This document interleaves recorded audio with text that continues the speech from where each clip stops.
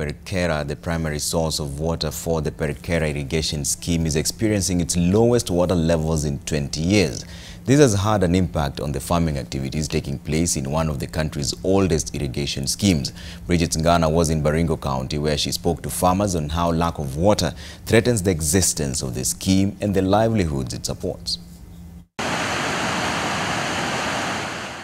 The first stop we made as we made our way into the Perkerra Irrigation scheme is here at River Perkerra. It has been raining in the last few days and it has seen the once dry riverbed with pockets of water. At its prime, River Perkerra was full to the brim. In a sense, we would not even be able to stand where we are at now.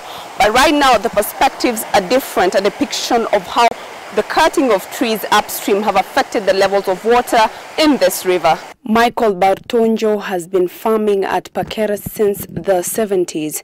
He says there is a stark difference in the availability of water between now and then. Shida ya maji imekuwa challenge kubwa sana muda karibu saa hii mwaka 20. Shida watu walipoangamisha Mao Forest.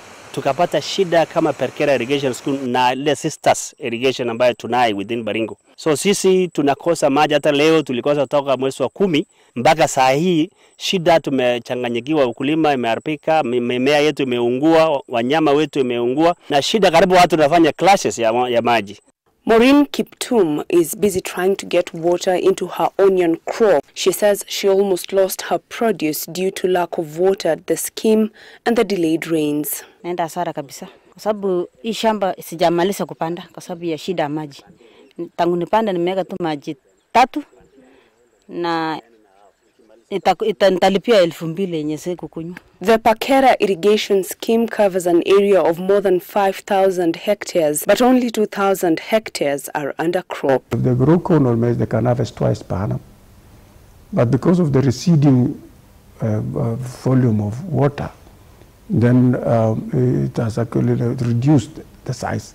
And also some farmers are like disadvantaged. The farmers here rely on seed production for maize and rice and horticultural products like tomatoes, onions, pawpaws and watermelons. The water problem notwithstanding, they still grapple with middlemen, as Geoffrey Lemeyan, who lost all his tomato harvest to a pest, explains. Nyanya zimekuwa mingi kwa mashamba.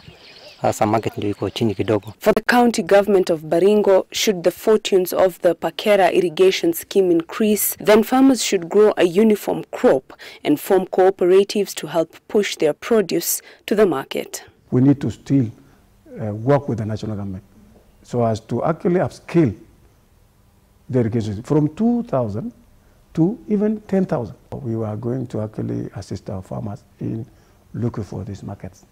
This processing plant, currently owned by a farmers cooperative for purposes of adding value to their fruit produce, is still dormant. Baada tuchafanya processing kwa sababu ya ile knowledge hatuna.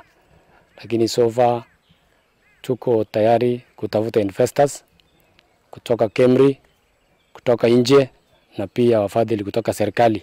In its 59 years of existence, the Perkerra Irrigation Scheme still attempts to provide solutions to the food security in the country. But should the waters of the river Perkerra cease, then thousands of livelihoods are at risk. Tukisaidiwa mambo ya preserve forest na mambo ya factory value addition kwa vitu vyote ambayo tunafanya katika Perkerra, naona Perkerra italisha hata Kenya mzima. Since its inception, the Perkerra Irrigation Scheme is currently operating at 20% of its 9,000 hectares currently under agriculture.